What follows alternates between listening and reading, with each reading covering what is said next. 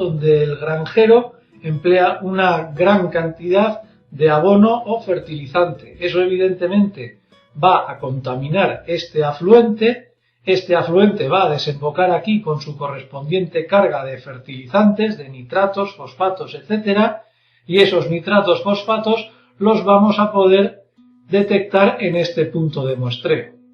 Evidentemente, si aquí nos da una alta concentración de nitratos y fosfatos y aquí no encontramos por esa concentración de nitratos y fosfatos, podemos determinar que la contaminación que tenemos aquí de esos analitos se debe a que alguien está vertiendo esos contaminantes en este afluente. De la misma forma, aquí hemos colocado el tercer punto de muestreo, justo después de este afluente, y la determinación de una posible contaminación en este afluente se puede determinar comparando los datos de este punto de muestreo y de este punto de muestreo. Si nosotros aquí tenemos una contaminación, como hemos dicho antes, de nitratos, fosfatos, y si es de esperar que aquí también encontremos esa misma contaminación. Si en este punto encontramos una contaminación de esos mismos analitos superior o significativamente superior a este punto, podemos deducir que también en este afluente se están llevando prácticas ilegales de un exceso de fertilizantes. Sin embargo, si nosotros los datos que obtenemos en este punto de muestreo son similares a los datos que obtenemos en este punto de muestreo, podemos deducir que en este afluente efectivamente no se están llevando a cabo actividades de una contaminación por fertilizantes o abonos. Evidentemente también hay que tener en cuenta el fenómeno de dilución que este afluente provoca sobre el curso de este río.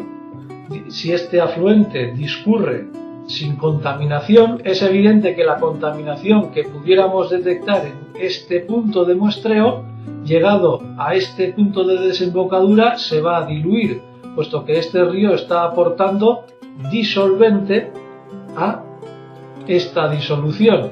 Por lo tanto, aquí podríamos obtener datos de contaminación de este punto, pero diluidos, puesto que este afluente de alguna forma nos está diluyendo los contaminantes que hemos encontrado en este punto de muestreo. Y por supuesto, este último punto de muestreo es muy evidente.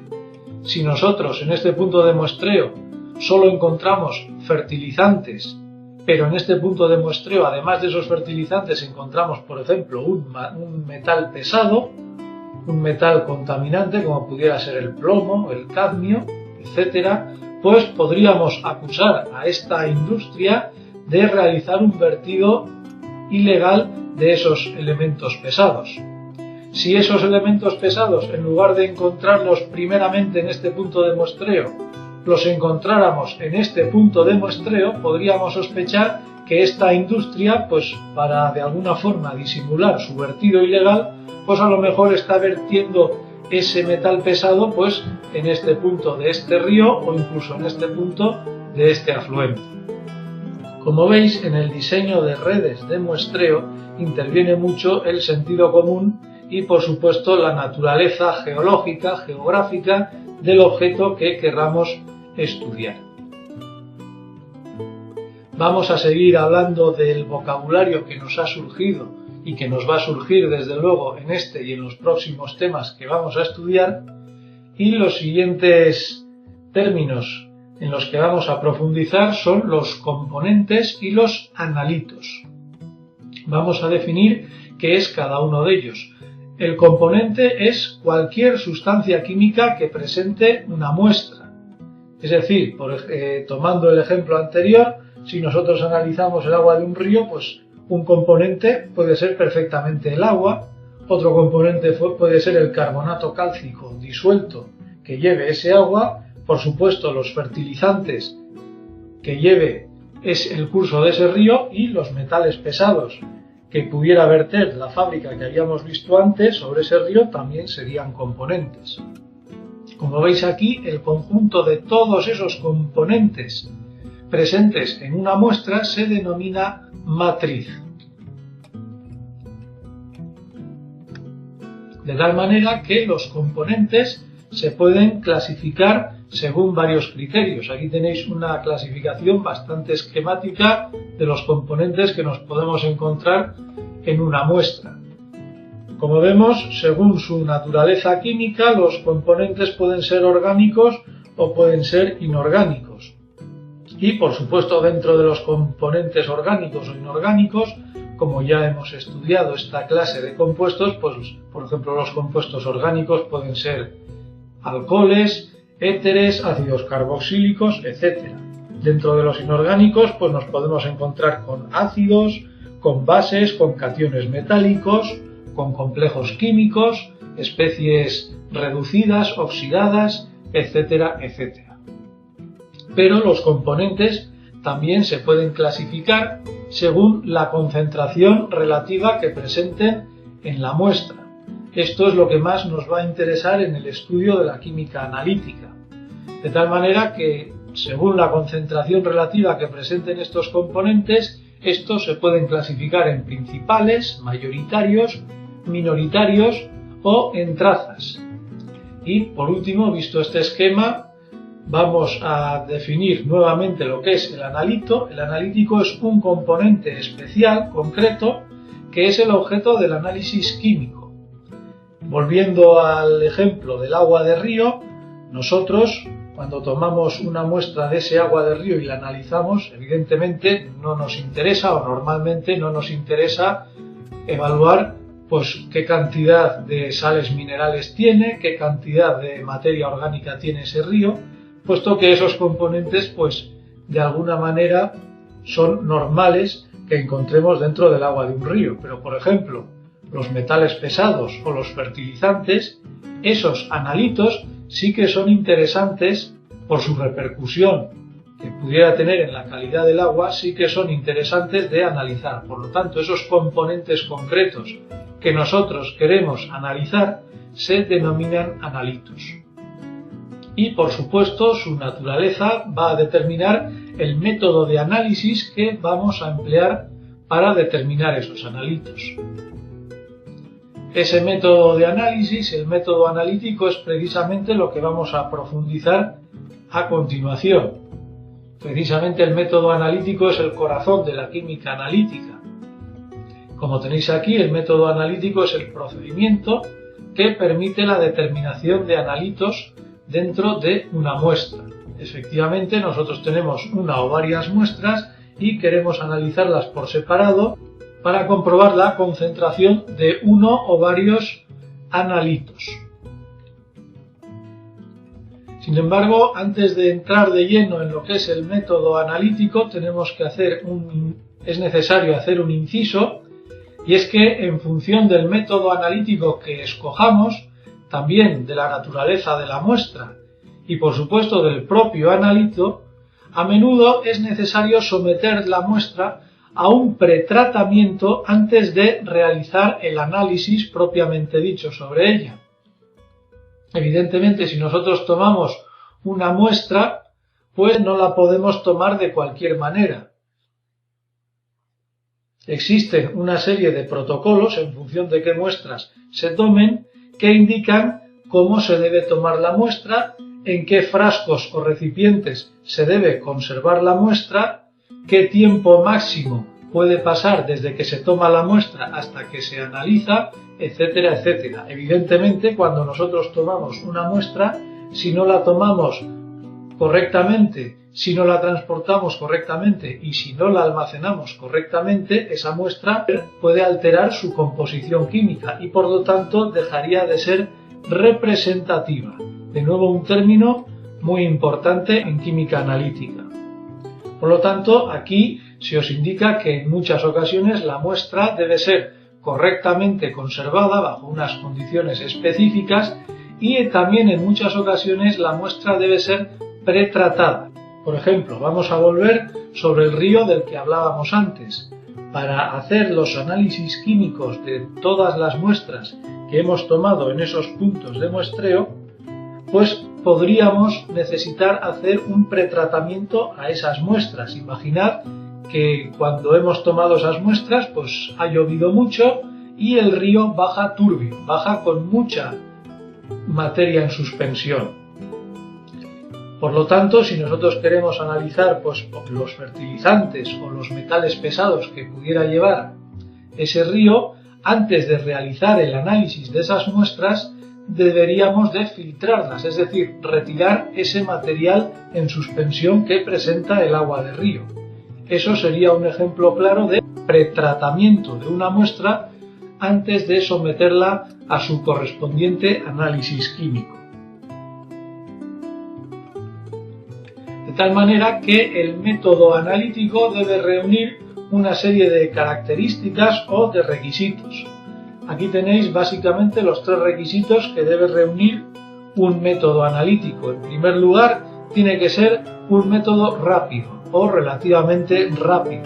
No podemos utilizar un método analítico que sea muy lento o que nos lleve mucho tiempo el realizarlo. También, por supuesto, debe ser un método selectivo. Es decir, que si nosotros en el río del que hemos hablado antes queremos calcular la concentración, por ejemplo, de zinc, pues el método analítico que utilicemos debe ser lo más selectivo posible solo para determinar esa concentración de zinc. Si, por ejemplo, ese río tuviera otros metales pesados como el cadmio, plomo, mercurio, etc., pues esos otros analitos nos podrían interferir en el análisis químico si el método que hemos utilizado no fuera muy selectivo. De tal manera que se nos pueden producir lo que se nos indica aquí como interferencias. De tal manera que si nosotros queremos efectivamente analizar la concentración de zinc de ese río, pues a lo mejor esa muestra tendríamos que someterla a otro pretratamiento para eliminar esas interferencias, es decir, para eliminar otros componentes de esa muestra que nos pudieran interferir a la hora de determinar nuestro analito en cuestión. Y por último, la tercera característica que debe cumplir el método analítico es obviamente la sensibilidad. La sensibilidad nos va a dar idea del error o precisión que vamos a cometer en el análisis de esa muestra. Y también es muy importante el límite de medición, es decir, hasta qué punto nosotros podemos calcular la concentración, por ejemplo, de los cationes zinc de ese río.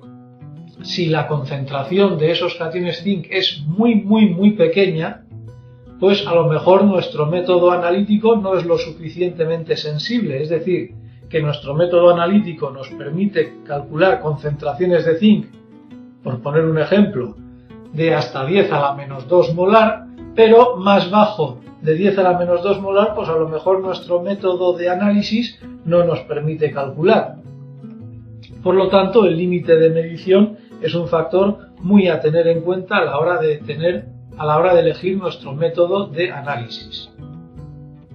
Es evidente que es muy raro que un mismo método de análisis no reúna estas tres características, pero en función de lo que queramos analizar, pues tenemos que tomar una decisión un poco en función de a qué queremos dar prioridad, es decir, si queremos que nuestro método sea selectivo pero no muy sensible, o queremos que nuestro método sea muy sensible o poco selectivo.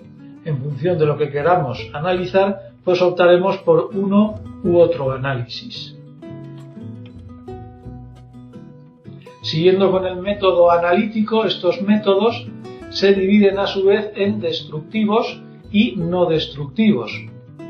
Los métodos analíticos destructivos lo que hacen es someter a la muestra a una determinada reacción química a partir de lo que se conoce como una alícuota.